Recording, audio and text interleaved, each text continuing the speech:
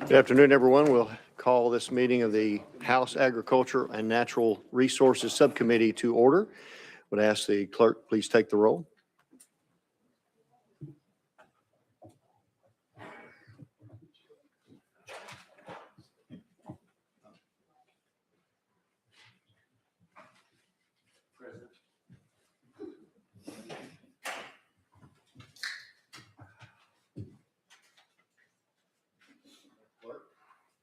Clerk. Mr. Chairman, you have seven members present. You have a quorum. Thank you. At this time, I would ask Vice Chair Martin to lead us in a prayer and a pledge. If everyone would stand, please. Let's pray. Father, thank you for this day, and thank you for the privilege of being alive in it, to be in a free country, and Father, for the opportunity to try to do good for our fellow citizens. Help us, Lord.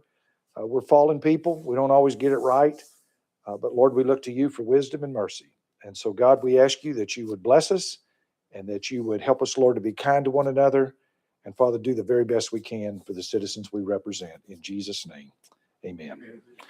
Let's face the flag. Salute. Pledge. I pledge allegiance to the flag of the United States of America and to the republic for which it stands, one nation, under God, indivisible, with liberty and justice for all.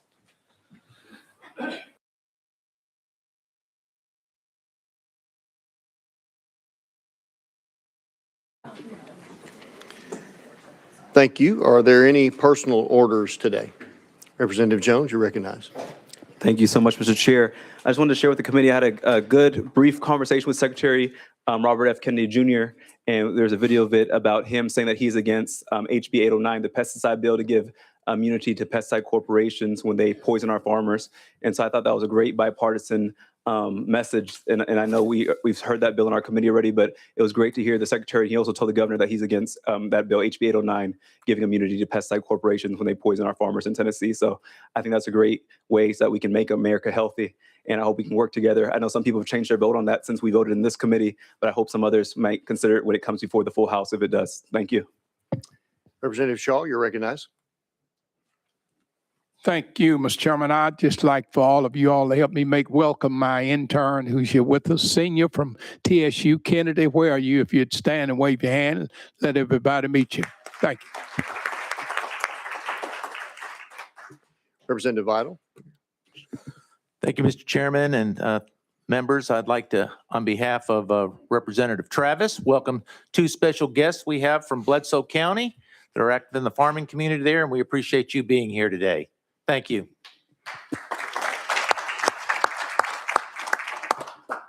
We appreciate everybody showing up today and having an interest in what goes on in this committee. At this time, I do want to do a quick introduction of the folks that help us run this place. Tyler Muniz is our Sergeant at Arms. Appreciate you being here. Do you have any words of wisdom for us today, Mr. Tyler? Yes, sir. Today's words of wisdom are brought to you by the dude. John Wayne. Courage is being scared to death, but saddling up anyways. Y'all have a great afternoon. Thank you, sir. We have Kyle Faulkner, who was not able to be with us today. He's a legislative assistant. We have Doug Garrett to my left, who is, and Stephanie Snow in our legal staff. I appreciate you guys being here. We have Mackenzie Randall as our research analyst. We have Paul Obert, who is our clerk, and Connor Stevens in Library and Archives. So thank you all for making the everything work around here. We appreciate that. This time I'll mention we have three bills taken off notice today. House JR 726 is off notice. We have House Bill 897 is off notice, and House Bill 803 is off notice. So that brings us to the first item on our calendar, which will be House Bill 1072 by Representative Warner. You're recognized on 1072. Thank you, Mr. Chairman and committee. It's an honor to be here in front of you today. We have a motion. Have a second. You're recognized. Again, thank you, Mr. Chairman. House Bill 1072 prohibits the Department of Environment and Conservation from applying criteria that result in classification of real property as a wetland if the property is prior converted cropland that is exempt from classification as a wetland under federal law. Simple bill, and that's what the bill does. Okay, thank you. We do have one that has signed up to testify on this bill. Would the committee like to hear from that person or have some comment? Okay, we'll go out of session now, and we are now out of session. We'll hear from Miss April Grippo from Department of Environment and Conservation.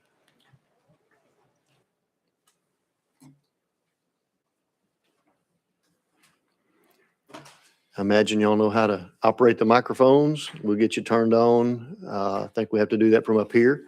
Just whoever's going to speak, just state your name and your position, and we'll rock and roll. Thank you. You're recognized. Good afternoon. My name is Stephanie Derman. I'm Deputy General Counsel for the Department of Environment and Conservation, and we are testifying against this bill. The federal designation of prior converted cropland, or PCC, functions as a narrow agricultural exemption from wetland regulation under the Federal Clean Water Act.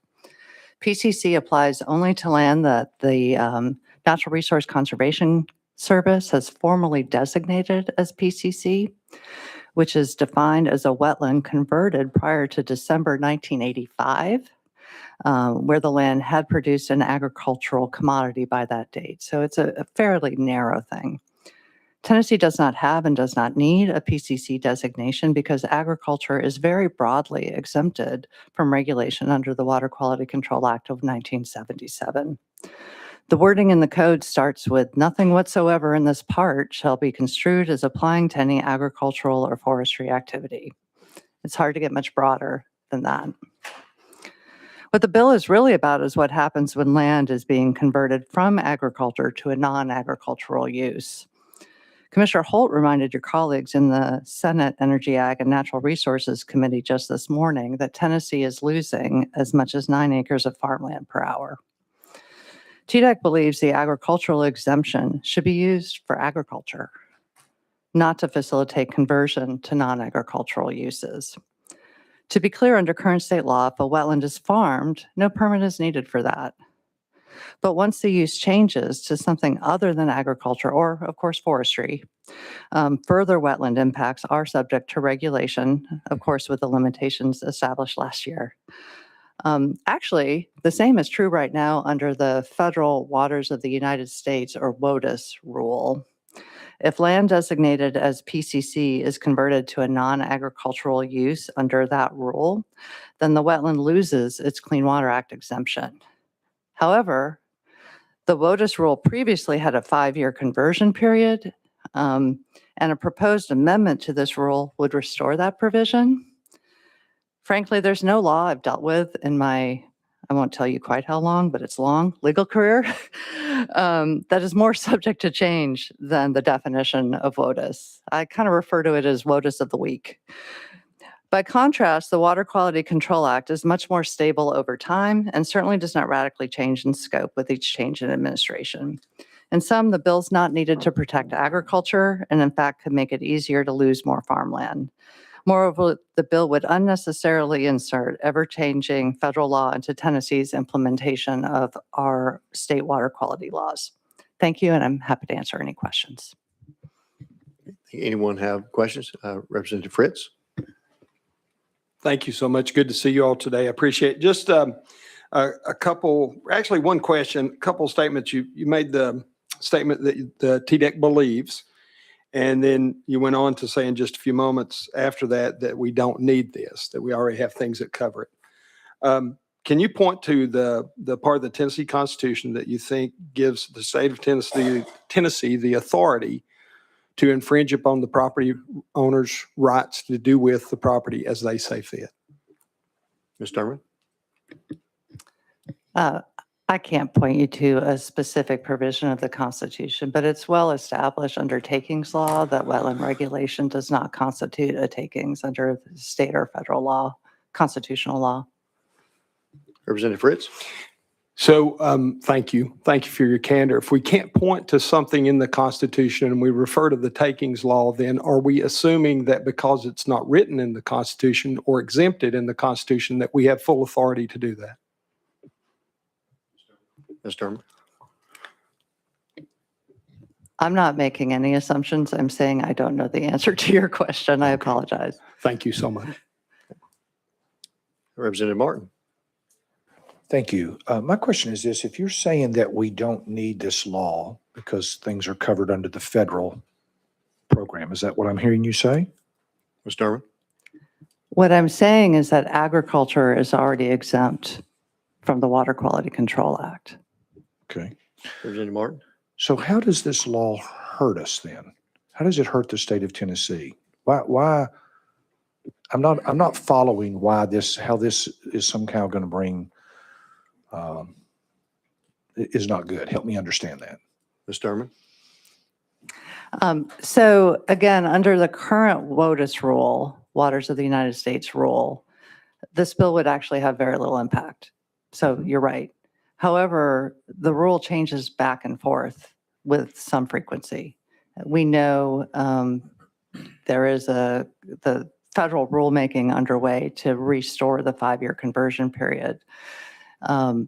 Currently, that doesn't apply under state law. So once you convert from agriculture to non-agriculture, you're no longer exempt. If the WOTUS rule changes back, then it would allow the exemption to continue to apply for, I believe it's 5 years. Representative Martin? So here's what I'm hearing you say. You tell me if I'm hearing you wrong. That this proposal that Representative Warner has brought wouldn't really affect anything today, but the LOTUS law changes all the time on the federal, and that's where we may have some conflict. Is that what I'm hearing you say? Ms. Derman? Yes, that's correct.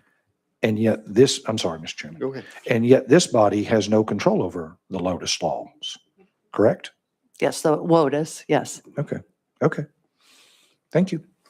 Yeah, just for clarification, WOTUS, Waters of the U.S. It's just an acronym for that. Representative Shaw?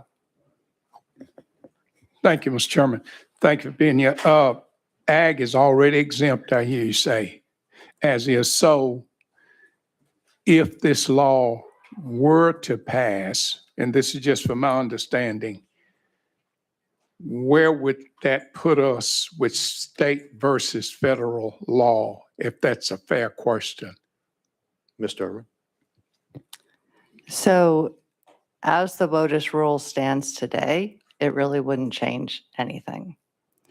It's really more if the WOTUS rule adds the 5-year conversion period, it would allow someone to retain the prior converted cropland exemption that currently only applies under federal law if they want to use the property permanently converted from agriculture, like say build a subdivision. So that's the concern we have. Representative Shaw? Okay, I think I'm getting that. Maybe let me ask the question this way then. So how would the state then be responsible in a different way to the federal government if this law were passed? Would the state then be obligated in some way to the federal government that it's not obligated now? Maybe if I'm asking a question that I really don't know what I'm asking myself. I'm just trying to understand that. Ms. Derman? It's not that we would be obligated to the federal government. It's that if a property owner has that PCC designation from the federal government, we would have to honor that even if they stopped using the property for agriculture. Okay. Thank you. Okay.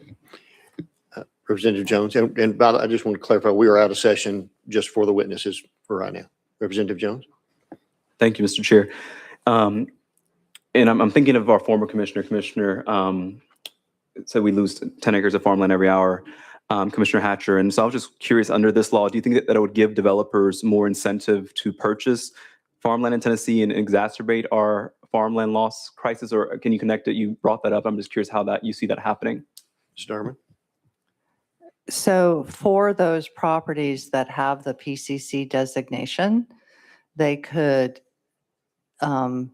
convert from agricultural to non-agricultural use and not be subject even to, the more narrow wetland regulation that was adopted last year. So yes, I think, I couldn't put a number to it, but yes, I think it would facilitate further conversion of farmland. Any other questions for our guest? Okay, seeing none, we thank you for being here. We will go back into session. Representative Warner, you're recognized. Thank you, Mr. Chairman. Can we go back out of session and have legal read the definition of a wetland here in Tennessee?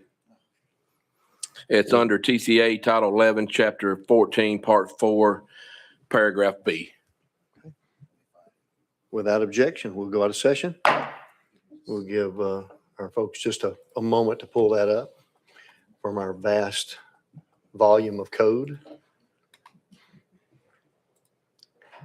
A little too big for some of us.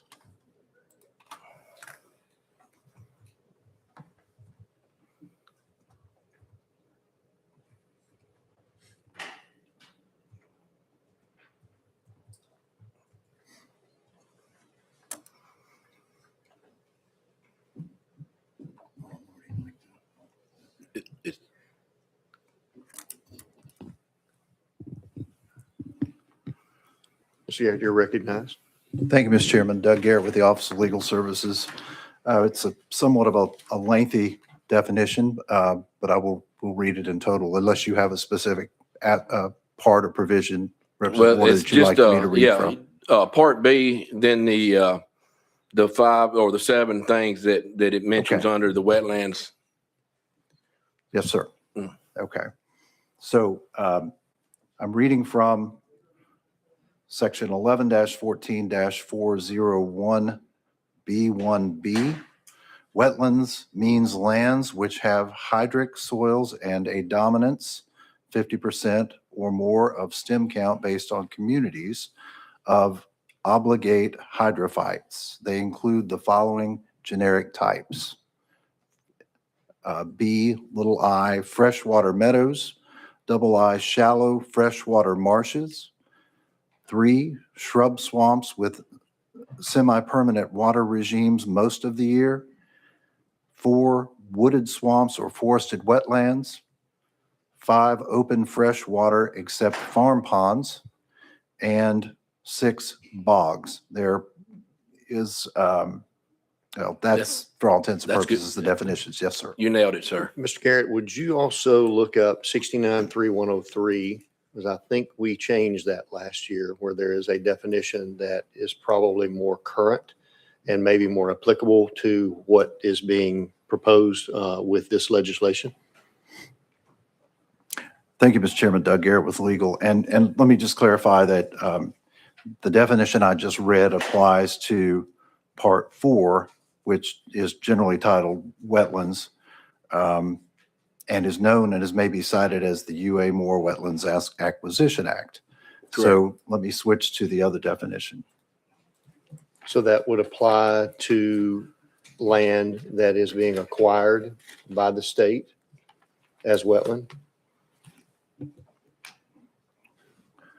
Doug Garrett again. Thank you, Chairman. Yes, it relates to the acquisition of wetlands and forests. Okay.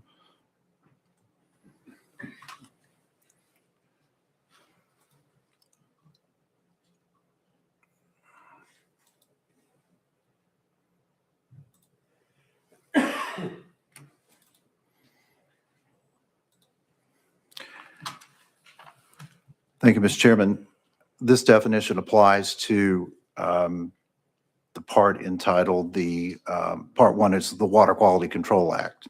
So the definitions have different applications for the parts that I've read. So this is, again, the Water Quality Control Act, and is used under the Water Quality Control Act.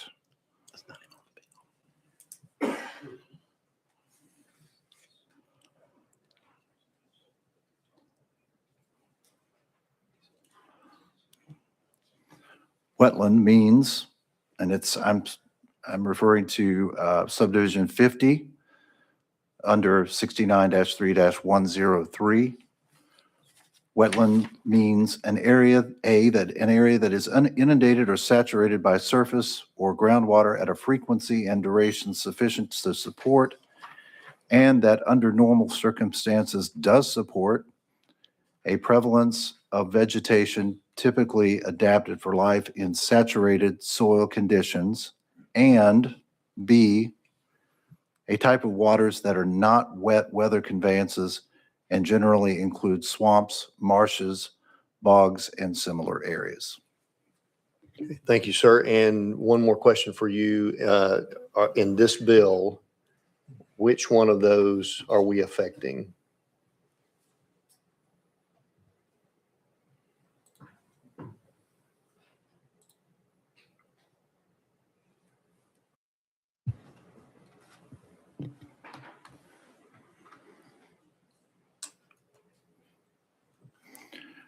Thank you, Mr. Chairman. Doug Garrett again with legal. We are applying the definition that I read last, that being the definition under the Water Quality Control Act, to this bill. Okay, thank you. Representative Warner, any other questions for legal? Yeah, but, yes, sir. On the bill summary, I guess, which comes from legal, we're amending Title 11, 14, 469, the definition that you read first, which I'm not sure if it really matters, but I've got a point I want to make. I guess I need to make that point when we go back into session.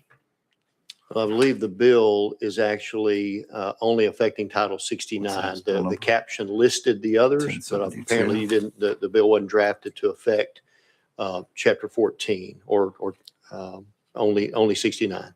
Okay. Is that correct, Mr. Garrett? Just a second, I'm sorry. I just want to make sure we're accurate.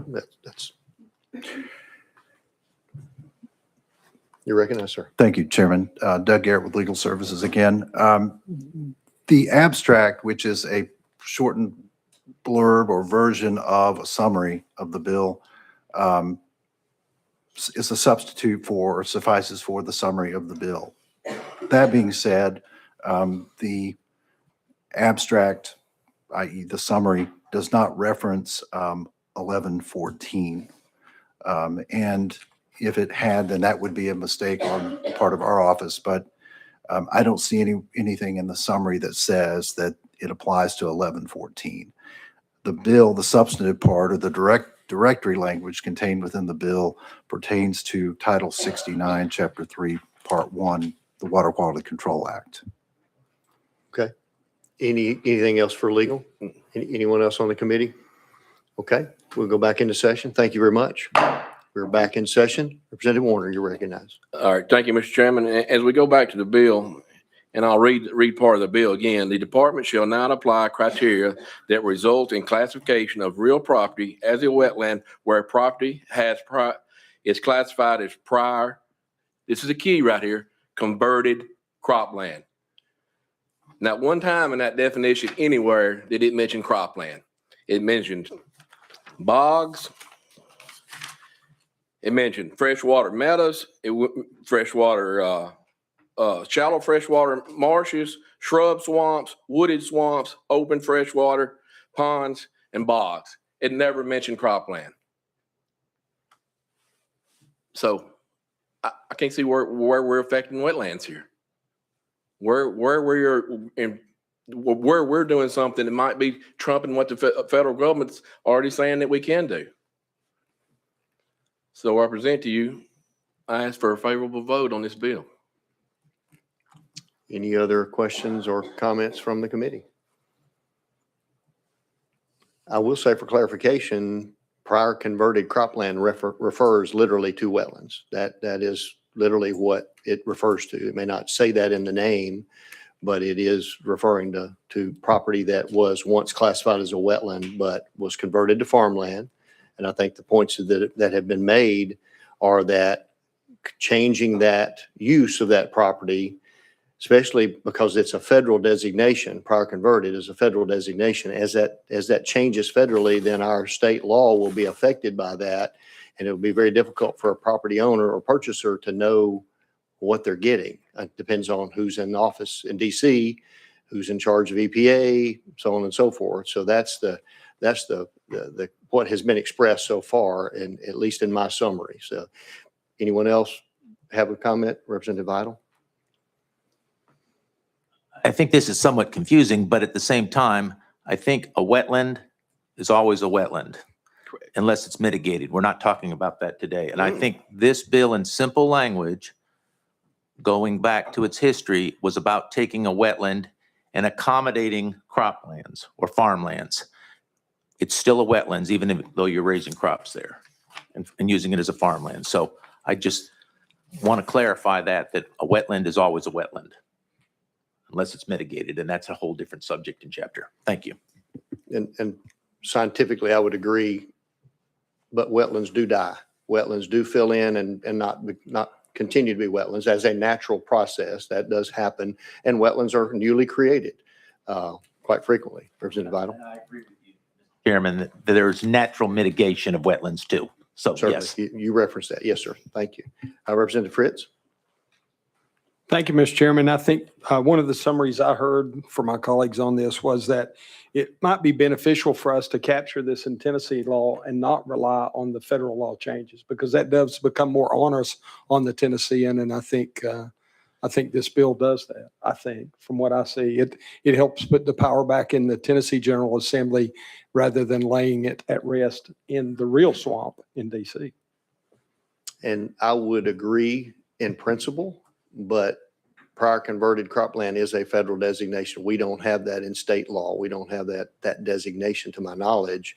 And so we, by definition, we have to, it actually refers to the federal designation. So, and with that being a moving target in DC, that is a concern. Representative Warner, did you have a follow-up? Yeah, my follow-up would be, look, the Trump administration now are loosening regulations all over this country, and it's helping this country financially. We see it in the oil production, in oil and gas production, just everywhere. Why do we want to tighten or make it harder here in Tennessee? Now, one single of these definitions where I come from, and I farm about 1,500 acres. Can you farm or cropland is ever come from a meadow or freshwater meadows, freshwater marshes, forest wetlands, farm ponds, or shrub swamps? We don't crop in those. You can't crop in them. That's what I'm saying. This bill does not meet the definitions that these folks talked about over here, and it should be exempt from falling under this stuff that they've mentioned here, because it's cropland. It don't mention cropland in the definitions. Representative Alexander? Representative Warner, I'm not a farmer, but I grew up on a dairy farm. Can you tell me how you convert a wetland to cropland? Because your bill said prior converted cropland. It was a wetland property as prior converted cropland. How does that happen? How do you do that? Representative Warner? You bring in dirt, bring in field dirt?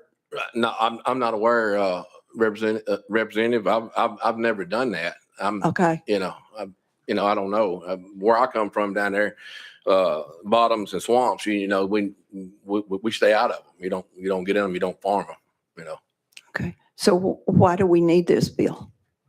We need this bill because when it comes out, if a farmer that has cropland and comes out, and for some reason TDEC or whatnot wants to claim that it was a prior wetland or whatnot, if it's been farmed and it falls under none of these definitions, makes none of the definitions that were just read to you, why should it go back under a wetland?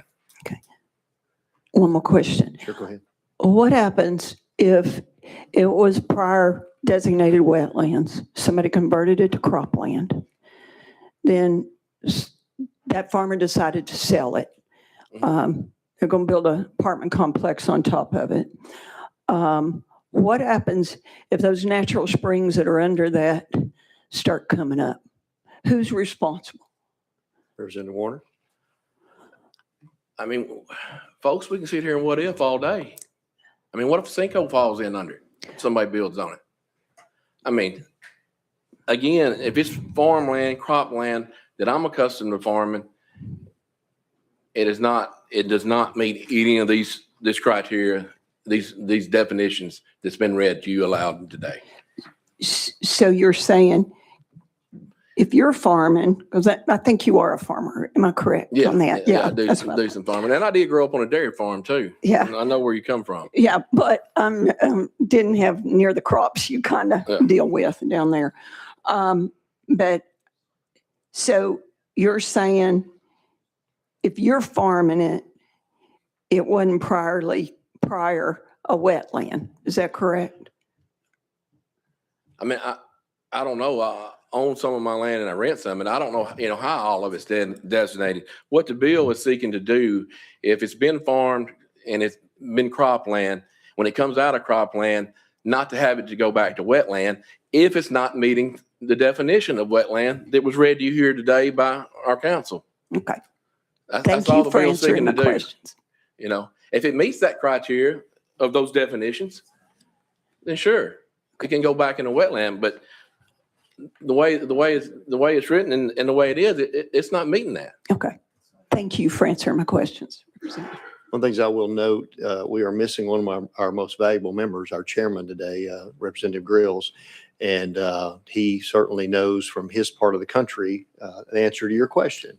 How do you convert a wetland into cropland?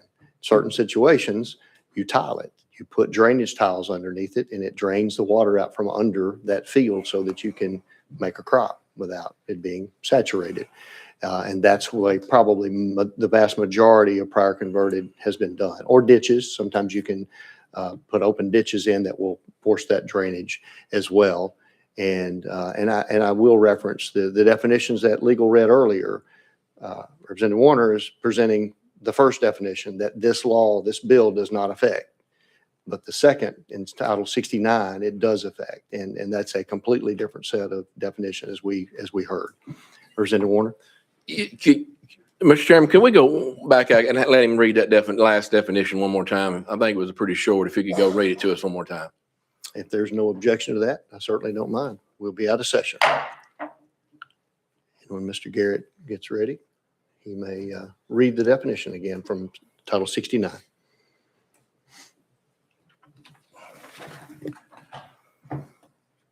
Thank you, Mr. Chairman. Doug Garrett with legal. And again, I'm reading from section 69.3.103, subdivision 50. Wetland means A, an area that is inundated or saturated by surface or groundwater at a frequency and duration sufficient to support, and that under normal circumstances does support, a prevalence of vegetation typically adapted for life in saturated soil conditions, and B, a type of waters that are not wet weather conveyances and generally include swamps, marshes, bogs, and similar areas. Thank you, sir. Okay, Representative Martin. My question is, okay, so we've heard two different definitions. I want to make sure that we're on the same page, that which one we're applying to this proposal. And that's my question for legal counsel and for this committee. I think that is a good question. Sure is. Thank you, Doug Garrett. So the bill amends Title 69, Chapter 3, Part 1. And so when you have a definitions provision in statute, you always want to look to the terms that are used in that definitions provision. And it usually always leads with, as used in this section, as used in this chapter, as used in this part. This definition, this set of definitions states that as used in this part, unless the context otherwise requires, wetland means what I just read. So it's specifically applied to this part in the Water Quality Control Act. It's very clear. So, Mr. Chairman, Representative Martin. so the first definition that Mr. Warner had you read is not what this is about, is what I'm hearing you say. Is that true? Mr. Garrett? Thank you, Mr. Chairman. As the bill is written, on its face, the definition that I just read, not the definition that I read previously from I think it was Title 11. The definition that I just read is applicable to this bill. Okay, thank you. And that is what the bill involves, is this last section. It's 69-3103. The title opens up these, or the caption opens up these other titles, but it doesn't apply to them the way it's written. So that's part of the confusion, I think. Any other questions for legal? Okay, seeing none, we'll go back into session. Representative Warner? Again, committee, the last definition that he read, cropland does not fit in there anywhere. You cannot farm that. That's not what we're talking about. We're not talking about any of those things that I'm in agreement with what the definition says. And we're talking about land that can be farmed and crop. It says cropland. It don't talk about those. It don't use those words that he used in that definition in this bill.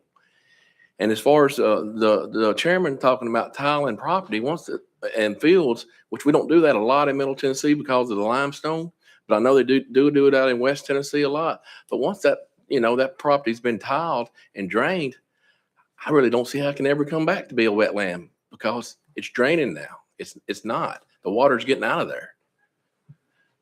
So with that, I renew my motion and I ask for your support. Any other questions or comments? Representative Stinnett, you're recognized. Thank you, Chairman. But the property you're talking about that's been drained, if we convert from farming to something else, it would have to continue to be drained or it would become wetland again. So in that situation, is your bill going to protect this land? Or, for instance, I don't see how you can tile farmland and then sell it and build houses because the foundations and stuff would affect that.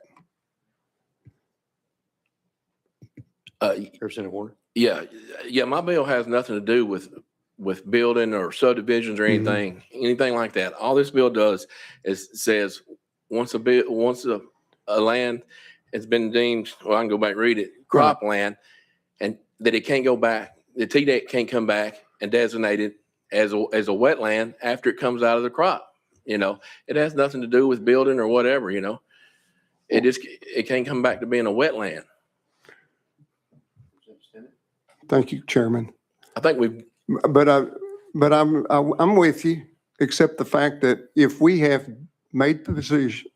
done things to drain a piece of property so we could farm it, when we quit farming it and quit draining it, it will gather water again. And TDEC may come in and determine that it is wetland again. So what I'm asking is there any possibility where if this bill passes, is there any situation where you believe TDEC could come back and determine that it's wetland? Well, I'm sure that TDEC can pretty much do what they want, or if it meets the criteria, I'm sure. But the land I'm talking about that I'm accustomed to in Middle Tennessee has not been tiled. Okay. And won't be tiled due to the shallowness of the limestone. It's not feasible. Representative Stinnett, to your point, I think what you're saying is if it was a wetland ever, and there's been some kind of drainage put in to keep that water off the crop, when you stop raising the crop, it doesn't stop ceasing to be a wetland. And I think TDEC would, and that's what I think this bill is addressing. It's saying that would now be off the table. They could not ever come back and say it's a wetland. They couldn't treat it as a wetland once it's no longer used as cropland or farmland, is my understanding of the bill. Representative Warner, is that an accurate? I think you're pretty accurate, Okay. Chairman. Any other question? Okay. Representative Idle? Sir? Okay, Representative Shaw. Just one final question, Representative. We've heard a lot of discussion. And maybe I want to be fair. Is there some reason that we don't know that you need to pass this legislation? Is that a fair question for you to tell us why it's so important? Representative Warner. Yeah, I mean, I want to pass the legislation because I think it's good legislation. I think that sometimes that we have too many regulations that affect things that shouldn't be. Like I said, the cropland that we're talking about, none of it would be cropland if it fell under the definitions that were read to you, which definition you took today is the right one. It wouldn't be cropland because you can't crop in that kind of stuff. You know, Okay. you can't, you know. I understand that. I just know sometimes, when we do change laws, we just want to look at all aspects of how it affects the state of Tennessee and what ways. So Absolutely. what advantage do you see Tennesseans would have if we pass this law? Representative Warner. Well, I'll see a farmer if he decides to quit farming his farm and he wants to sell it. And, most farmers where I come from, most of the time they don't have a big retirement put back. Yeah. They've worked for themselves all their life and they decide they want to stop farming this farm and sell it. And somebody wants to put whatever there, it would definitely add value to their farm. It would help those families that choose to do that. But if it's a wetland and then we got federal laws in place, all I'm trying to say is we shouldn't have trying to tighten our state laws that make it tougher than what the federal laws already make it. I think this bill does that. Thank you. Representative Alexander. Yeah, one more question, Representative Warner. I just want to make sure I understand something. The whole point is that it's land that was previously a wetland that was prior converted to cropland. So it was wetland first, correct? Representative Warner. Because it's real property according to the synopsis of it. It's real property as a wetland. If the property Let me read the bill is to you again. prior, I'm reading to you the bill, sir. Prior converted cropland. Representative Warner.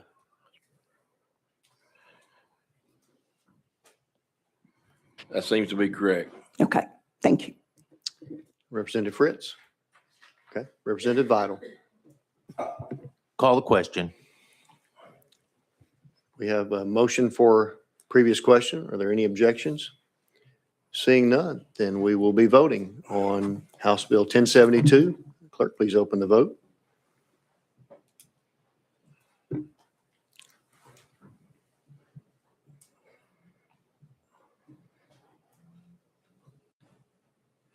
Has everybody voted? Any member want to change their vote? Okay, clerk, please give us the vote. Mr. Chairman, you have 2 ayes, 6 nays. Okay. The bill, House Bill 1072 fails. Thank you, Mr. Chairman. Committee. Thank you. Next, we have House Bill 1122 by Representative Bricken. We have a motion. Do I have a second? Do I have a second? I will second the motion. Representative Bricken, you are recognized. Last year, I brought this bill to y'all, a serious, but as I'll say, a crappy bill. And y'all had the wisdom to put it on the first calendar of this year. For the primary purpose, this is a solid waste disposal bill that affected Grundy County. Grundy County, the bill would have given them the authority to monitor and test biosolids that were being spread poorly across Grundy County. And y'all had the wisdom that says, all right, and TDEC came up here and reported, And they said, give us the opportunity to improve. And so that's what I'm here to report on. And I think members of TDEC are here. So if I'm not sure if they're on the agenda to speak or not, but let me just tell you from Grundy County's perspective, the officials and the constituents in Grundy County said this has been a very good year. No reported instances of poor spread or dropped biowaste on their roads in their county. So for this past year, whatever TDEC has done, and I hopefully has done a lot with the assistance of Hamilton County's wastewater treatment, has been effective. So this committee, by leaving this open for visiting, and I hope I don't have to come back anywhere down the road when they, if we have occurrences of this. So as of now, unless you want TDEC to report what they've done, or you have any questions for TDEC, at the conclusion, I'll take this bill off notice. So. Thank you for that. And you and I have had a number of conversations about this over the last couple of years. And I think at least the first couple of conversations, that was my position, is I believe somebody's violating the rules. And if we get them involved on the right level, that could be corrected. And so I'm really glad that you have reported that. This bill was amended with drafting code 3382 previously, so we don't have to do anything with that. And we do have someone here to give testimony before you take it off notice. So I want to honor that they have driven here to participate. Okay. And so if you don't mind, we will, if the committee is okay with that, we will go out of session without objection. We're out of session, and I would call Miss Michelle Bilbrey to the podium or the chair, whichever you would prefer. Can I stand with you? Well, you have to sit down, I'm afraid, but I can get you started. We'll get it on. Okay. And just introduce yourself, and you'll have a few minutes to let us know your thoughts. My name is Michelle Bilbrey. My husband and I farm 3,300 acres in Bledsoe County. You guys represent us. We feed y'all, but you represent us, and we appreciate y'all so very much. We are active users of biosolids. We have been working with TDEC. This go around at our place, we implemented bringing the biosolids person out, City of Chattanooga, and we brought Centigro out. We all flagged together. That way the flags were put in the spot they were supposed to be. We've got to have help from y'all though. We've got to have help with these mayors and people that are saying that we're giving our neighbors cancer, we're harming our neighbors, we're killing them. We're not. This is a safe product. When the mayors want to talk about PFAS, there's one hair in 68 square miles of PFAS in the biosolids. Every night you put your children to bed, you put them in flame retardant clothing that has PFAS in it. You put them in sheets that has PFAS in it. You put them in, they eat popcorn from a popcorn bag that has PFAS in it. But yet we're coming at the biosolids. And the reason we're coming at the biosolids is they smell. Here's the other thing. We've got 200 wieners that we're shipping out tomorrow morning to go to Kentucky to market. They smell. Where does it stop? I get that the biosolids smell for a week or so. I completely understand it. But chicken litter smells. My wieners, they smell. My cattle smells. Farming smells. We need y'all to back us and to help us. I have been attacked out at restaurants because I gave someone cancer because I used a biosolid. What the biosolids done for us this year, my husband and I employed 7 people full time this summer. We gave back to our community. We redone all the fences on the fronts of our farm. We were able to, we provide lunch for all 7 employees every day. So every day we went somewhere in town and we bought lunch for those people. We supported our community. We were able to add a new baler this year. It's been the last hay baler we bought. If you'll check with John Deere, I believe ours was $35,000. Our new baler this time was $80,000 to $85,000. We're doing the best we can. Your contractors are doing the best they can. Your city employees are doing the best they can. TDEC is doing the best they can. Please help us. Stand up for us and stand up for the right to farm. Thank you for that. Any questions for our guest, Representative Fritz? Thank you for coming out. Can you talk to us a little bit about the advantage of using the biosolids over perhaps a fabricated fertilizer? Ms. Bilbrey? Absolutely. It is 100% natural. We're putting stuff into the ground. We're putting micronutrients into the ground instead of putting chemicals. And I'm not against fertilizers. I love fertilizers. I love all kinds of fertilizers. But the biosolids put micronutrients back into the soil that gets your soil healthy. We're putting stuff back in that is not bad for nothing. We're not coming around we've got buffers set off. We're not going into the well waters with it. We've got to put this out because you've got to have all of this stuff to have a good, healthy soil.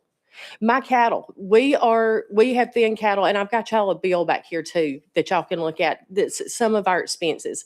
I had the vet out the other day for 1 day with me to pre-check 300 head of cows. We did vaccinate and we did work them, and we culled cattle. So when we culled those cattle are going to market. I get to watch my girls leave. I can tell you when those girls were born, I can tell you everything about those girls. And you know what? I got to put them on a truck and send them on because their time's done there. But you know what? I would never harm those girls, and I would never put nothing into those girls that would harm them. And it's a lot safer with the biosolids because I don't even have to worry about nitrogen poisoning with those cattle. Representative Fritz? Just one follow-up question. Thank you for your passion too, and thank you for your coming. What do you think the soil condition is long-term using biosolids over chemical agricultural fertilizers? Ms. Bilbrey? I think it's a very wonderful thing because you're not putting, like when we do our soil test, we test before we ever put anything back on it again. Every year there's tests done and we test again.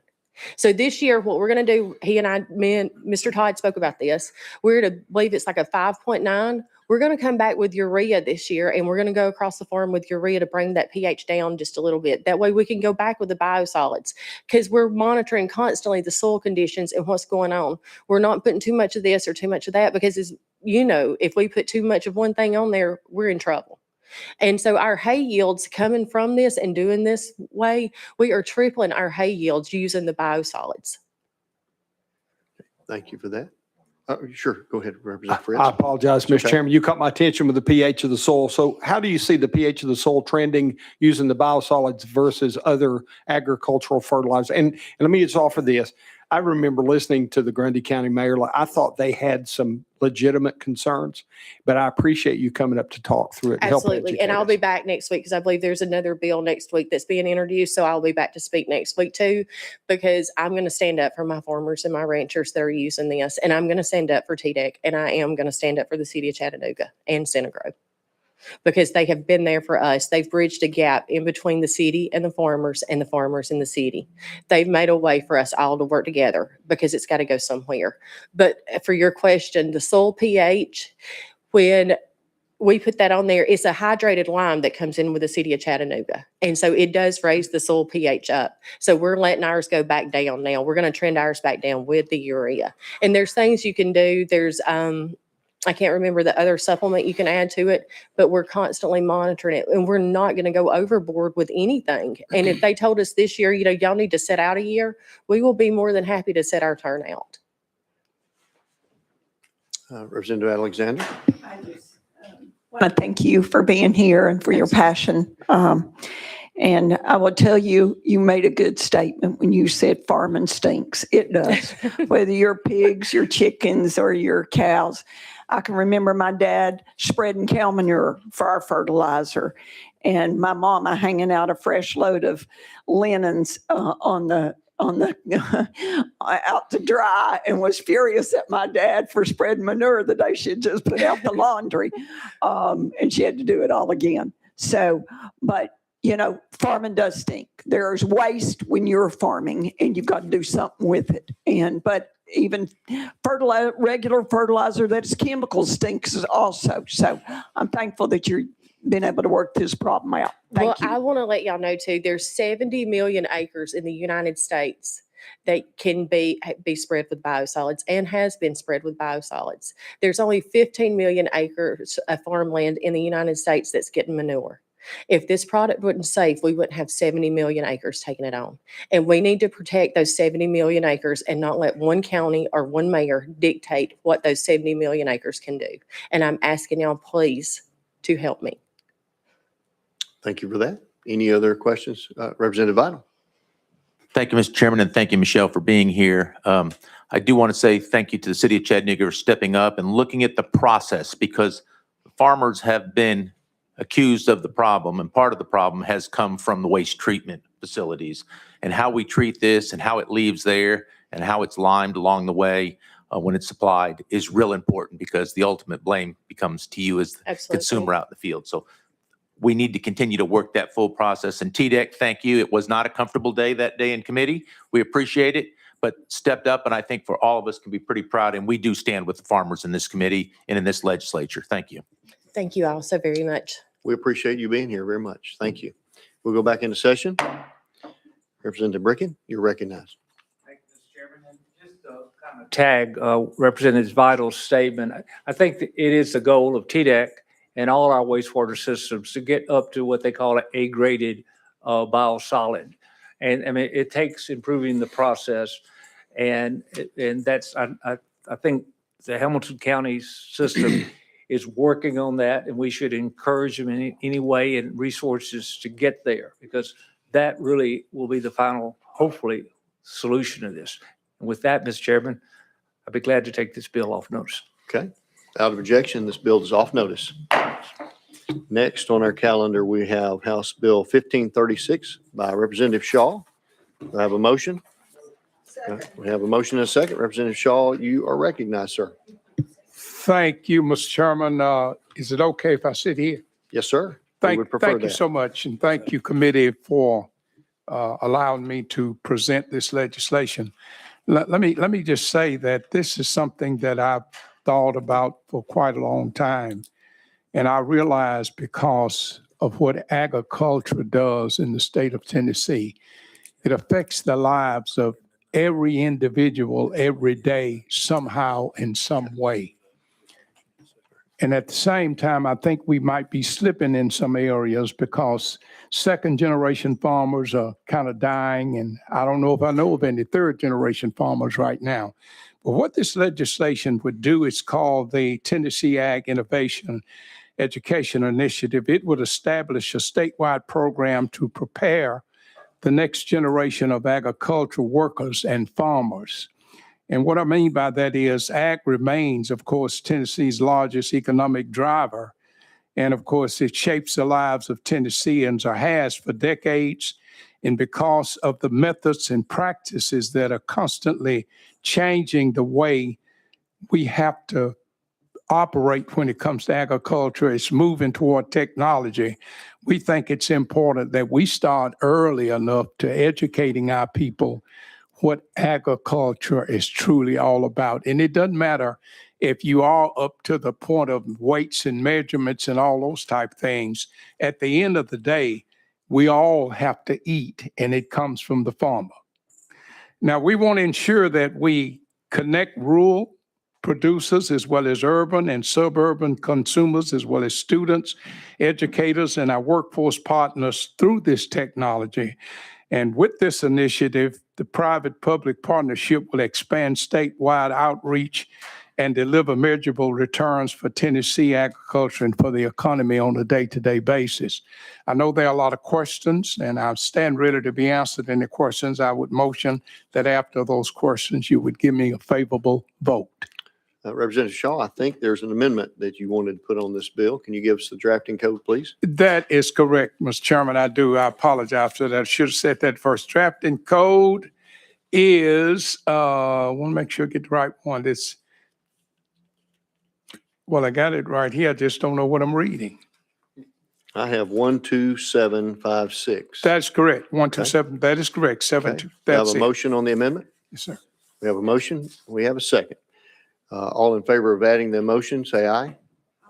All opposed? The ayes have it. Motion goes on the bill. And I believe you have described the bill as amended. Is that correct, sir? That is correct, because all the amendment does is to change shall to may. And that was something that the department wanted. You know, they wanted to make sure that everybody have a fair shot at this program. And so they changed, the amendment just simply changed two words, shall to may. Okay. Any questions for the sponsor? Seeing none, If you're ready to vote, we'll be voting on House Bill 1536 as amended. Clerk, please open the vote.